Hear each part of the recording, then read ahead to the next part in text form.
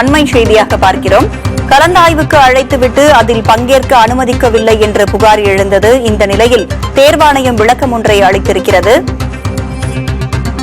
Group 2A கலந்தாய்வு தொடர்பான முழு விவரங்கள் 1.5 மாதத்தில் முழுமையாக வெளியிடப்படும் என்றும் 2 ஆண்டுகளுக்கு முன் நடத்தப்பட்ட தேர்வு அடிப்படையில் 6000 பணியிடங்கள் நிரப்பப்பட்டு வருகிறது என்றும் தேர்வாணையம் விளக்கம் அளித்திருக்கிறது. கலந்தாய்வு சர்ச்சை தொடர்பாக தேர்வாணையம் விளக்கம் ஒன்றை அளித்திருக்கிறது. இது தொடர்பான கூடுதல் விவரங்களோடு ஆனந்தன் நம்மோடு இணைந்திருக்கிறார். ஆனந்தன், தேர்வாணையத்தின் விளக்கங்கள் குறித்து சொல்லுங்க.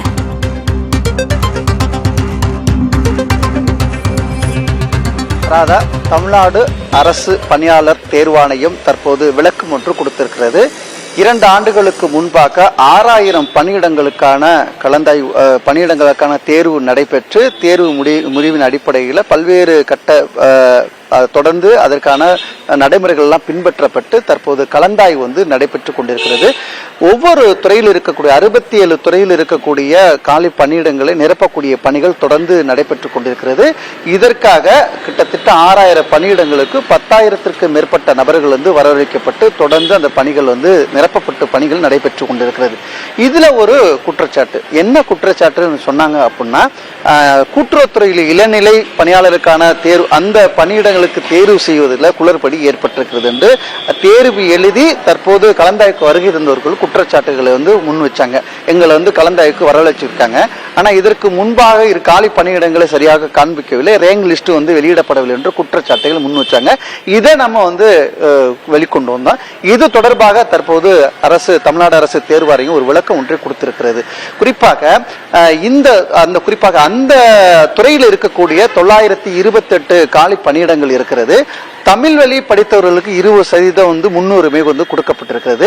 இதுல ஒரு சில தேர்வு எழுதவர்கள் இப்போ பிஎஸ்சி தமிழ்ல படித்து முடித்துவிட்டு பிகாம் படிக்கக்கூடிய நபர்கள் ஆங்கில வழியில் படிக்கக்கூடிய சூழல் இருக்குது. இப்படிப்பட்ட நபர்களுக்கு இந்த இதுல உள்ளே வர முடியாது.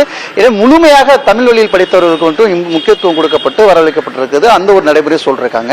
இப்படி ஒட்டுமொத்தமாக 6000 வேகன்சிகள் நிரப்பக்கூடிய பணிகள்ல இந்த துறையில அதிகமான வேகன்சி இருக்கு. மற்றதெல்லாம் முக்கியத்துவம் கொடுத்து மற்ற காலி பணிகளை விரைவாக நிரப்பப்பட்டு வருகிறது.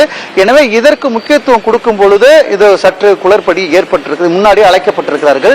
எனவே இதற்கு முன்பு அதிக மதிப்பெண் எடுத்தவர்களுக்கும் அவர்களை முதலாக வரவழைத்து அந்த பணியிடங்கள் நிரப்பிய பிறகு மீண்டும் இவர்கள் வரவழைக்கப்படுவார்கள்.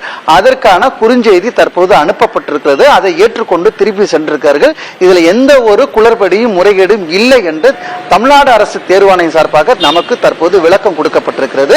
அதனை ஏற்றுக்கொண்டு தற்போது தேர்வு எழுதியவர்களும் திரும்பி சென்றக்கூடிய நிகழ்வு தற்போது ஏற்பட்டிருக்கிறது. ராதா, கலந்தாய்வுக்கு அழைத்துவிட்டு அதில் பங்கேற்க அனுமதிக்கவில்லை என்ற புகார் எழுந்த நிலையில் தேர்வாணையம் இந்த விளக்கத்தை அளித்திருக்கிறது. விளக்கம் தொடர்பான விவரங்களை வழங்கியமைக்கு நன்றி ஆனந்தன்.